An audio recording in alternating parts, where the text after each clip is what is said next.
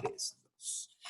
Hemos venido hablando de las fake news o los contenidos falsos que fácilmente circulan a través de los celulares. Y para abordar este contenido he invitado a Gustavo Arias. Gustavo fue alumno mío hace ya bastante tiempo, Gus. Bastante rato, sí. Y Gustavo es periodista, está terminando una maestría en Relaciones Internacionales y trabaja en el periódico La Nación, y particularmente ha tenido un liderazgo junto con el equipo de colegas que ahí trabajan en un proyecto que se llama No Coma Cuento, que trata de identificar este tema de las fake news. Gustavo, muchísimas gracias, y yo quería preguntarte si ya sabes cómo leer qué contenido es falso y cuál no. Bueno, yo creo que ya uno, yo digo que nosotros desde No Coma Cuento consumimos lo peor que viaja en las redes sociales costarricenses, ¿no? Entonces yo creo que ya uno la duele, y tengo que decir que con este tema de las fake news, huelen mucho a fake y muy poco a news, ¿verdad? Que yo creo que es algo que tenemos que ir planteándole a la gente en la cabeza, sobre que la desinformación ha ido evolucionando muy rápido. Digamos, ese concepto que teníamos originalmente del fake news, que era básicamente un artículo que imitaba cómo se veía, por ejemplo, una nota de La Nación o una nota de cualquier medio internacional, pero tenía contenido falso. Eso ha cambiado completamente, ¿verdad? Y la desinformación cada vez se mueve más hacia la comunicación uno a uno, que es WhatsApp, digamos, que es del reto principal tal vez que tenemos actualmente los que estamos en trabajos de chequeo y en páginas de Facebook. Lo otro es que huele a algo sistemático, que eso es algo importante de mencionar. O sea, digamos que muchas veces hay esta confusión de cuando un medio, o sea, que se señala como fake news a un medio que cometió un error en un proceso de investigación periodística o tiene alguna mala praxis. Se le señala con fake news, pero en realidad el fenómeno de desinformación se refiere a cuando se genera desinformación de forma sistemática para buscar un objetivo específico, ¿verdad? O sea, entonces yo creo que ya, y con eso que vos decís, de si ya lo solemos, o sea, lo leemos por el tipo de información, pero también por dónde viene, digamos. O sea, nosotros, por ejemplo, tenemos una base de datos de páginas de Facebook que revisamos a diario, que sabemos que funcionan de forma sistemática y que con temas muy específicos y que generan desinformación todos los días en este país. Gustavo, ¿y la intención que hay detrás de la generación de fake news, digamos, qué es lo más importante? ¿Es una intención, digamos, ideológica? ¿Es una intención de hacer plata? ¿Qué es lo que el patrón que se repite con mayor frecuencia, al menos en Costa Rica? Sí, hay varias cosas. O sea, hay una parte económica, digamos, que está yo creo que en dos vías. Uno, la parte que está más ligada a estafas, ¿verdad? O sea, que es este tipo de mensaje falso que te lleva a una página para robarte tus datos. Hay sitios que siguen haciendo dinero mediante clics, digamos, o sea, que generan una información falsa para que lleves clics y eso genera con publicidad. Pero creo que, aunque sea en Costa Rica, lo más importante son intenciones políticas, ¿verdad? Pensemos intenciones políticas, las clarísimas, cuando, digamos, estás mintiendo sobre un tema o estás atacando a un grupo específico de la población sobre un tema, pero también pensemos en el descontento social, que eso es algo muy importante. Todas las investigaciones, especialmente en los Estados Unidos, digamos, que es donde se ha tal vez investigado muchísimo más a profundidad este tema de la desinformación, nos llevan a que parte de la desinformación lo que busca es que peleen, o sea, que haya fricción sobre temas. O sea, por ejemplo, algo muy interesante es que en la campaña electoral de los Estados Unidos en 2016, que es la de Donald Trump, donde, bueno, se prueba de que hay intervención rusa, que están las granjas de troles. O sea, imaginemos que había un troll, digamos, una persona generando información en contra de los derechos LGBTI, y a la par de él había una persona generando información a favor de los derechos LGBTI. ¿Para qué? O sea, estaban esas dos páginas. Entonces ponías a pelear a la gente por temas. Y acá en Costa Rica, digamos, después de la elección 2018, que es desde cuando nosotros hemos estado trabajando, es clarísima la intención de tener temas que generen roce social y que generen polarización. O sea, la polarización es muy importante para estos grupos. Entonces también la polarización es uno de los objetivos principales. ¿Por qué? Porque toda la literatura y todo lo que se ha estudiado nos dice que cuando en un tema estamos más a los costados, en esas posiciones de polarización, es más fácil que reproduzcamos la desinformación. Lo pongo como un ejemplo súper fácil, digamos. Si a vos solo te gustan las camisas blancas y pensás que las camisas negras son fatales, o sea, son lo peor, cuando te llegue una información al teléfono que use ese sesgo de confirmación, que te diga que la gente que utiliza camisas blancas es más inteligente que la que utiliza camisas negras, posiblemente lo vas a agarrar y lo vas a compartir. Entonces eso es lo que usan. O sea, por eso entonces es político, social, y para mí, aunque sea en el caso de Costa Rica, es clarísima la intención de tener el país polarizado. Y esa pasión, digamos, por divide y vencerás, responde a una vocación político-electoral. Es decir, habrá gente que quiere posicionarse en cargos públicos o aspirar a ganar una elección a través de esto, o no necesariamente tienen con esa vocación de acceder al poder. Hay un poco de todo, digamos. Uno de los retos, digamos, con el tema de la desinformación es lo complicado que es lograr ligar, por ejemplo, páginas que se informan sistemáticamente a grupos políticos, ¿verdad? Porque están bajo esta ola, digamos, bajo esta protección del anonimato. Pero sí hemos visto, y hay varios casos que hemos documentado de no como a cuento, de líderes políticos que reproducen desinformación.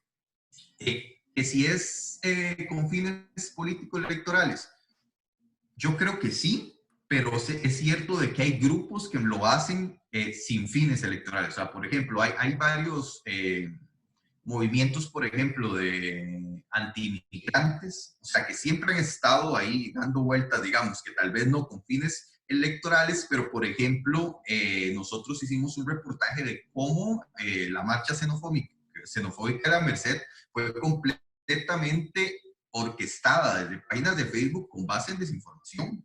O sea, esos grupos uno dice, bueno, ¿tenía intenciones electorales? Pareciera que no. Pero sí tenía la intención de sacar un grupo de gente para ir a golpear nicaragüenses al Parque de la Merced. O sea, entonces hay ese tipo de idea, pero también están los otra gente que, digamos, que reproduce esto con la intención de acercarse a grupos de la población. Recordemos que, bueno, recordemos no, voy a explicar un poco, digamos, el tema del sesgo de confirmación, que es muy importante para entender la parte de las intenciones políticas. O sea, la desinformación, muchísima de la desinformación lo que busca es decirle a la gente cosas que posiblemente ya tenía preconcebidas. En Costa Rica hay muchísima desinformación de dos temas, o sea, durante los últimos 2 años. Migración, o sea, población nicaragüense y xenofobia, y derechos LGBTI. ¿Por qué? Porque, bueno, o sea, una mayoría de la población costarricense tiene ideas muy preconcebidas de, por ejemplo, el papel de los nicaragüenses en el país. Entonces, cuando vos reproducís con mentiras esos sesgos, claramente aglutinás apoyo político. Digamos, no sé, nosotros ahorita con la cobertura del COVID, muchísimas, digamos, hemos, no sé, por lo menos 5 desinformaciones sobre pasos de, bueno, hay una caravana de nicaragüenses que viene para el país y todos tienen COVID. Y las fotos son de una marcha que fue en el volcán Masaya hace una semana. O sea, digo, ese tipo de información para mí sí es claro que tiene fines políticos. Y con el caso de los derechos LGBTI también, o sea, el tema ha sido recurrente y lo ligan siempre a otras figuras políticas. Y en este caso ha sido muy claro el tema del PAC, digamos, o sea, de ligar este tipo de contenidos a líderes del PAC para muchas veces con desinformación atacar en términos políticos, ¿no? Vos recibís un contenido falso y en esto creo que la ciudadanía ayuda, o sea, son aliados fundamentales del trabajo de ustedes. Técnicamente, ¿qué haces cuando tenés un texto, una foto o un video? Sí, ¿Cómo se bueno, hace ese primero, chequeo? en esa parte, digamos, la primera parte es la parte del monitoreo, que como vos decís, la gente nos ayuda muchísimo, especialmente por WhatsApp. Nosotros tenemos un número donde primero tratamos de responderle a todas las personas que nos escriben, si ya tenemos esa información desmentida o si la vamos a investigar. y que le agradecemos mucho a la gente. Luego tenemos otro proceso de monitoreo, que es esta base de datos de páginas de Facebook que nosotros tratamos de monitorear a diario para ver qué se está hablando ahí. Eh, una vez que tenemos esa información, nosotros hacemos un proceso de investigación. O sea, ¿a qué voy? Primero, que lo que venga en esa imagen o en ese texto sean afirmaciones, no opiniones. O sea, porque hay de esa línea de que cuando se afirma algo, digamos, que se está diciendo un hecho que en realidad es falso, no que se está opinando sobre algo. Eso es fundamental para nosotros, porque también o sea, no hay que satanizar los textos o los contenidos de opinión, sino los que te están diciendo algo que no es cierto. Eh, a partir de ahí hacemos un proceso de búsqueda de fuentes, o sea, fuentes oficiales, o si se está hablando de algo en específico o de alguien en específico, ir a hablar con esa persona. O sea, el proceso es muchísimo, digamos, digamos que la práctica más clásica del periodismo. Bueno, si esto me están diciendo, vamos a buscar si es real. Luego, si tenemos los suficientes puntos para decir que factualmente no se sostiene lo que se está compartiendo, hacemos una nota de chequeo. Es importante, nosotros desde No Coma Cuento no utilizamos la metodología de semáforo que se utiliza en muchos proyectos de chequeo, que esto es que te dicen que algo es verdad, medio falso. Nosotros solo publicamos cuando no, cuando tenemos los puntos para decir que algo es falso. Entonces, te pongo como un ejemplo, digamos, o sea, si nos llega ahorita una información de que el limón cura, o sea, o previene el COVID, porque la vitamina C te ayuda para esto, entonces, ¿qué hacemos? Bueno, vamos a buscar qué dice la OMS, qué dicen los especialistas de acá, qué dicen los estudios científicos sobre el consumo de vitamina C, y esto, que si hay algún tipo de tratamiento para prevenir el COVID o no. Y bueno, si tenemos todos esos elementos y nos dicen, no, o sea, no es cierto que esto que está consumiendo la gente, entonces hacemos una nota y la tratamos de distribuir por la mayor cantidad de canales posibles para ayudar a parar ese compartir. O sea, que para nosotros es fundamental, no solo para que la gente no caiga en esta mentira, sino para que pare el compartir, porque todos estos contenidos falsos lo que buscan es que la gente los haga más grandes. A eso iba, Gustavo, porque, bueno, ustedes tienen montada una unidad, digamos, en la que chequean un poco esa información, pero creo que esto es un tema también de responsabilidad ciudadana. Uno no puede delegar solo en profesionales como ustedes este tipo de temas. Creo que esto es un tema que le compete a cualquier ciudadano. Es decir, creo que en los programas de educación cívica de las escuelas y colegios debería estar incorporado un conocimiento, digamos, como este, y cómo hacer para que la ciudadanía entonces se suba también en ese ring de chequear y de no compartir cuánto contenido llega a los celulares. Sí, bueno, yo creo, digamos, lo que mencionas de la educación para mí es lo fundamental. Nosotros somos completamente defensores y promotores de los procesos de alfabetización digital. ¿Por qué? Porque como te decía, lo más grave de la desinformación es el compartir. Digamos, no es que no haya afectación porque alguien lee y crea una información falsa. El problema es que la potencia que tiene la desinformación se da por la capacidad de viralizarse muy rápido. O sea, por ejemplo, o sea, esta semana nosotros, bueno, la semana anterior desmentimos una publicación xenofóbica de una página en Facebook. Habían pasado creo que 12 horas o menos desde que lo publicaron y se había compartido 1800 veces. O sea, solo desde esa página. O sea, es una página anónima, que no tiene un público grande, o sea, y que tiene un alcance, o sea, gigante. ¿Por qué? Porque la gente la hace grande. Es que ahí cuando yo digo, digamos, obviamente los procesos de chequeo que nosotros realizamos jamás van a ser suficientes. O sea, es una pelea que siempre vamos perdiendo. O sea, porque es muchísimo más fácil generar una desinformación que un chequeo. O sea, la desinformación te toma 10 minutos, 5 minutos hacer una imagen, ponerle algo que es mentira y tirarla. Un proceso de chequeo, o sea, por más rápido que seas, por más acceso a las fuentes que sea, te va a tomar tiempo. Y luego, el público nunca es el mismo, porque la gente obviamente prefiere compartir algo que es mentira que alguien que te está diciendo que estás compartiendo una mentira. O sea, entonces yo creo que, digamos, si eso es fundamental tener procesos de alfabetización digital desde las escuelas y en todas las etapas de la vida, porque al final de cuentas la desinformación no distingue grado escolar, no distingue edad, o sea, todos podemos ser víctimas. ¿Por qué? Porque yo hablaba ahora, digamos, de los sesgos de confirmación clásicos con los que se comparte desinformación en el país. Población LGBTIQ o nicaragüenses, por ejemplo. Pero cuando ven lo que se está haciendo en desinformación en otros países, cada vez es más dirigido a los sesgos de confirmación de cada persona y esos sesgos son completamente diferentes. O sea, por ejemplo, o sea, igual en los Estados Unidos, si algo importante para vos, digamos, fundamental en tus idearios era, por ejemplo, el respeto a las poblaciones afroamericanas, la desinformación que te iba a llegar a vos mediante Facebook iba a ser solo sobre ese tema.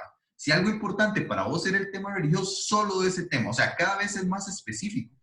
Y al final de cuentas, esos sesgos o esas ideas preconcebidas muy fuertes en las personas son distintas para todos.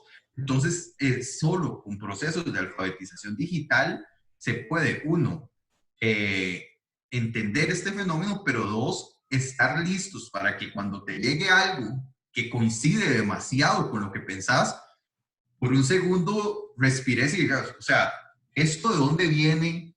¿Será que me están utilizando para amplificar algo? ¿Qué gano yo y qué ganan mis amigos y mis familiares con que yo les pase esto? O sea, el lograr hacer esa pausa en temas con los que nosotros coincidimos demasiado, o sea, es tal vez el proceso más difícil y eso solo con alfabetización digital se logra. Y esa parte de la educación es fundamental.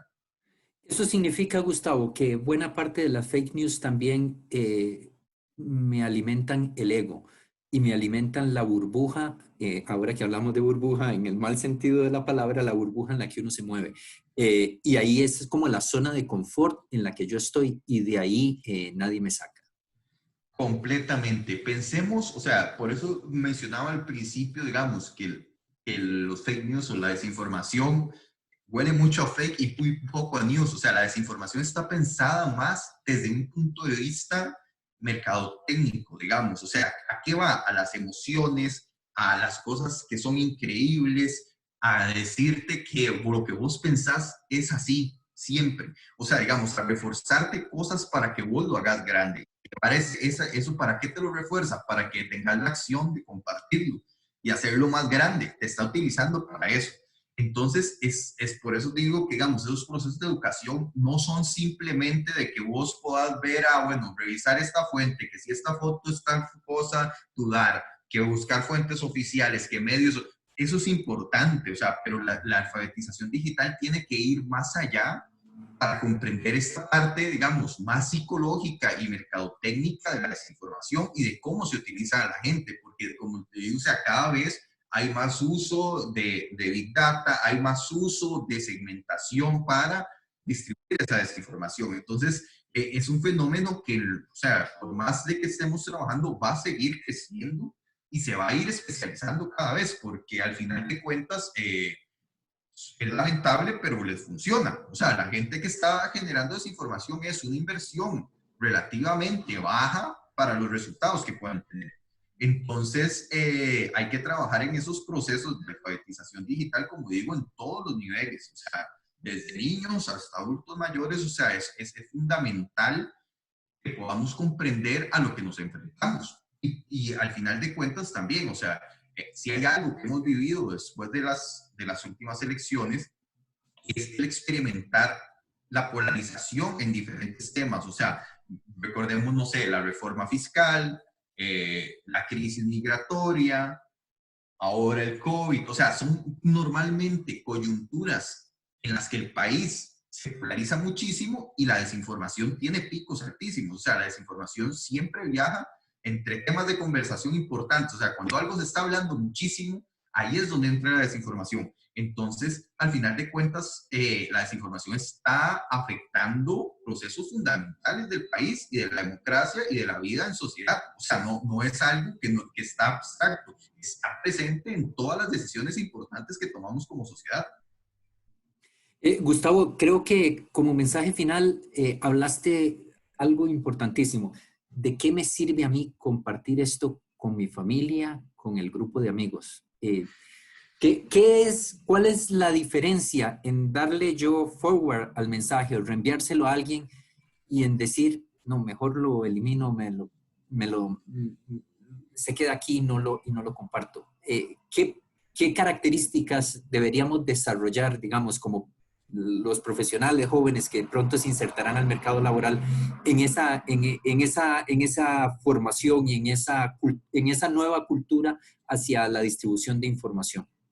Sí, yo creo que lo más importante es ese parar el share, parar el compartir, porque en realidad podemos estar haciendo daños. Uno, yo creo que es clarísimo de que puede haber gente que nos esté utilizando con diferentes fines, como hemos hablado, pero dos, pensemos, por ejemplo, o sea, en esta coyuntura del COVID a mí me aparece, o sea, me llama muchísimo la atención cómo la desinformación puede tener efectos directos en la salud de las personas.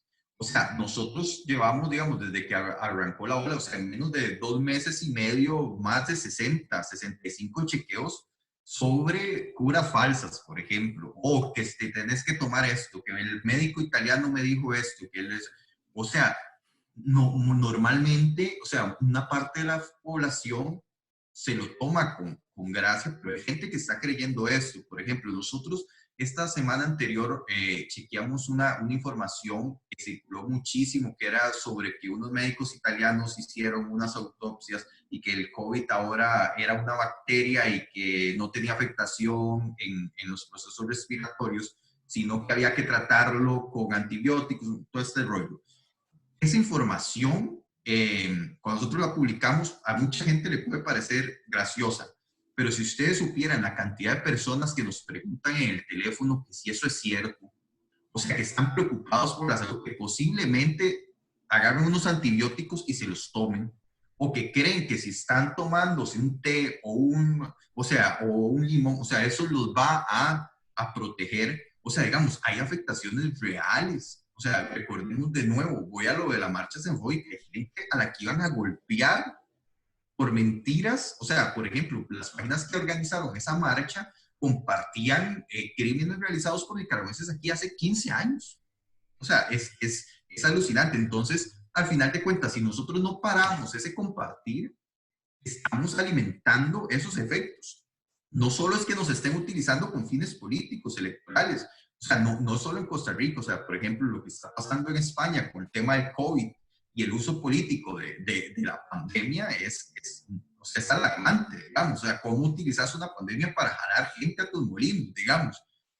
Pero el punto es que yo creo que lo más importante de parar ese compartir es que evitamos, o sea, hacer grandes cosas que pueden estar afectando directamente cosas como la salud o la integridad física de las personas. O sea, es clarísimo de que ese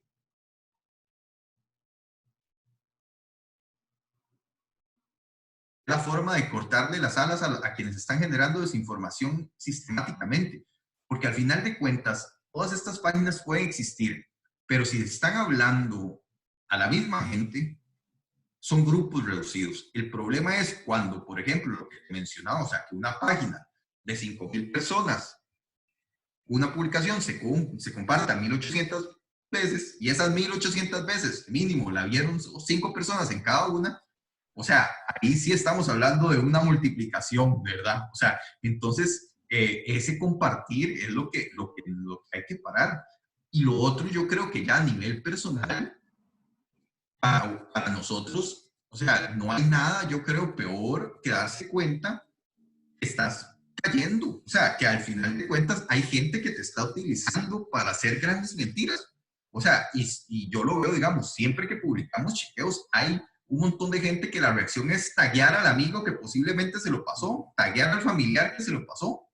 O sea, que al final de cuentas es este rollo de que entendamos de que no tenemos información privilegiada. O sea, por ejemplo, con el COVID no hay información privilegiada, no, o sea, no hay un doctor en España que te está dando la receta porque nadie tiene.